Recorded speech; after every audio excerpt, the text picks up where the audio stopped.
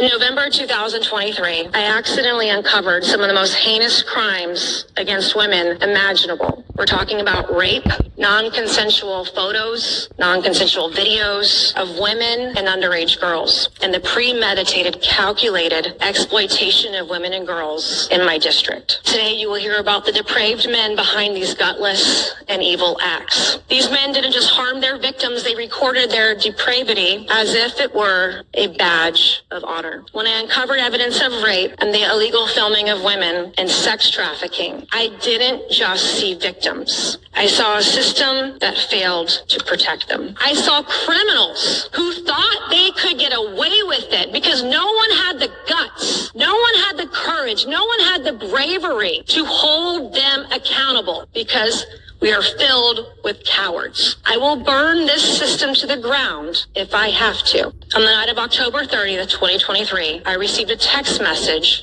with screenshots from a friend of mine in South Carolina. It showed my then fiance, Patrick Bryant, active on a dating app. In South Carolina, politics is a blood sport. I thought this was your usual run-of-the-mill political game. I thought it was a joke. When I confronted Patrick Bryant 4 days later, on November 3rd, the first thing he did was take his phone and put it in a safe and lock it. It was so confusing. I didn't understand, why would someone put their cell phone in a safe and lock it? After more women came forward, I realized this was not for laughs. 2 days later, Patrick Bryant put my thumbprint on his phone. He also gave me the 4-digit code to his safe. The night that I was given legal access to his phone, I opened it for the first time. And what I discovered shocked me to my core. One of the first videos I saw was of a woman. She was incapacitated and she was being raped. I saw another video of another woman who was undressed, clearly on a camera, unaware she was being filmed. I zoomed in on the video,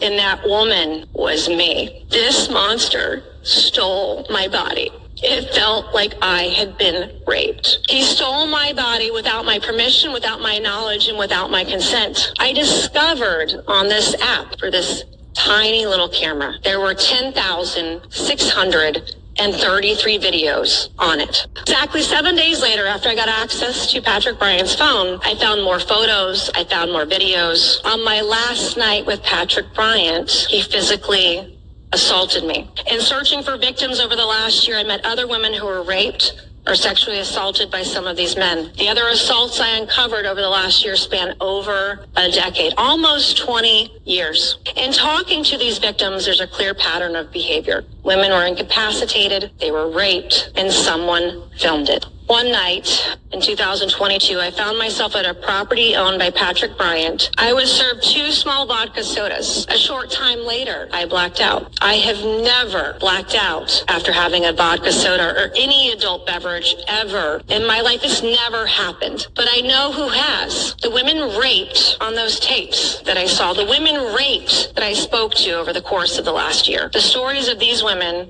were all too familiar. Now I know why. Was it Patrick Bryant? I don't know, but I was raped. I believe that they purposely incapacitated me. Was anyone else there? Was it filmed? Was it sold on the dark web? I have no idea, but I know what these men do to their victims. During the last year, I turned everything over to law enforcement and then some. I was told I, as a victim, would be investigated. Investigated for what? I am a victim here. I am turning in all of this evidence to you. And now you say victims. You're a victim of rape. You're a victim of being drugged. You're a victim of a peeping Tom and voyeurism. Yet we're going to investigate you. That is what the state told me. During the last year, more than once, I was told I could be arrested. For what?